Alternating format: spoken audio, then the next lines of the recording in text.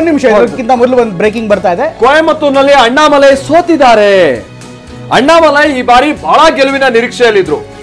ಬಿಜೆಪಿಯನ್ನ front line ಅಲ್ಲಿ ನಿಂತು ಮುನ್ನಡೆಸಿದಂತವರು ತಮಿಳುನಾಡಿನ ಮಟ್ಟಿಗೆ ಅಣ್ಣಾಮಲೈ ಅವರು. ಅಣ್ಣಾಮಲೈ ಅವರ ಗೆಲುವು ಕೇವಲ ಅಣ್ಣಾಮಲೈ ಅವರ ರಾಜಕೀಯಕ್ಕೆ ಮಾತ್ರ, ಭವಿಷ್ಯಕ್ಕೆ ಮಾತ್ರ ಇಂಪಾರ್ಟೆಂಟ್ ಆಗಿರ್ಲಿಲ್ಲ.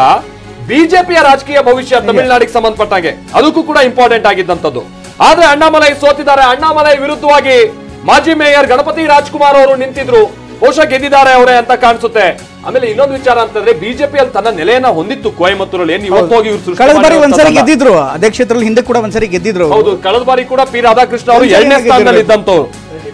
35%. ಬಟ್ ಈಗ ಕೇವಲ 17,000 ಮತಗಳ ಅಂತರದಲ್ಲಿ ಅಣ್ಣಾಮಲೈ ಅವರು ಸೋತಿರುವಂತದ್ದು ಅನ್ನುವಂಥದ್ದು ಗೊತ್ತಾಗ್ತಾ ಇದೆ. ಆಮೇಲೆ ಕಳೆದ ಬಾರಿ ವಿಧಾನಸಭಾ ಚುನಾವಣೆಯಲ್ಲೂ ಕೂಡ ಇವರು ಯಾವ್ದು ಅರವಕುರ್ಚಿ ಕ್ಷೇತ್ರದಿಂದ ಇವರು ನಿಂತು ಸೋತಿದ್ರು.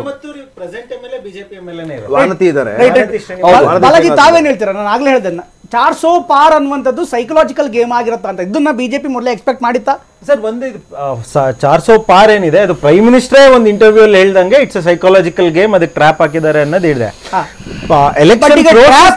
ಪದ ಒಪ್ಕೊಳ್ಳೋದು ಸಾಧ್ಯನಾ? Because who has been trapped ಅನ್ನೋದು ಒಂದು ಪ್ರಶ್ನೆ ಆಗುತ್ತೆ. ನಿಮ್ಗೆ ಟ್ರ್ಯಾಪ್ ಹೇಳಿದ್ದೆ ಇದು ಅನ್ನೋದನ್ನ ಪ್ರೈಮ್ ಮಿನಿಸ್ಟರ್ ಒಪ್ಕೊಂಡಿದ್ದಾರೆ ಅನ್ನೋದು ಮಾತ್ರ ನಾನು ಹೇಳ್ತಿರ್ತಕ್ಕಂಥದ್ದು. ಬಟ್ ಇಂಟರ್ನಲ್ ಸರ್ವೇಸ್ ಆಗ್ಲಿ ಮತ್ತೆ ಆ ಸರ್ವೆಗಳಾಗ್ಲಿ ಪಾರ್ಟಿಗೆ ಅವ್ರದೇ ಒಂದು ನೆಟ್ವರ್ಕ್ ಅಲ್ಲಿ ತರಿಸ್ಕೊಂತಾರೆ. ಬೇರೆ ಬೇರೆ ಹಂಗ್ ನೋಡ್ಕೊಂಡ್ರೆ ಎಲ್ಲ ಎಕ್ಸಿಟ್ ಪೋಲ್ಸ್ ಗಳು ಇವತ್ತು ತಪ್ಪಾಗಿದೆ ಈ ಟ್ರೆಂಡ್ ಪ್ರಕಾರ ಹೋದ್ರೆ.